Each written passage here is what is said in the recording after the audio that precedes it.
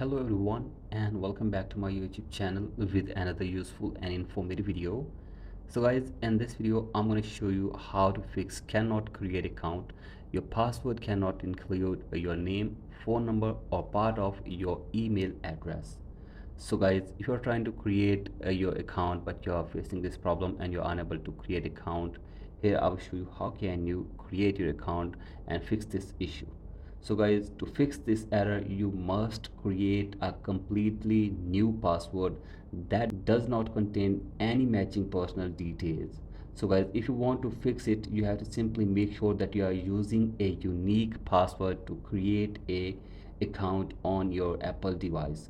So guys, you have to simply remove your personal name from your password.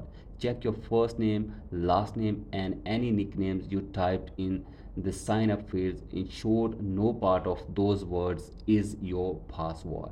So guys, after this you have to simply remove contact details. Completely eliminate any sequence of numbers matching your phone number, birth year or zip code. So guys, do this, and after this check your email text. Do not include the letters or words that come before the @ symbol in your email address.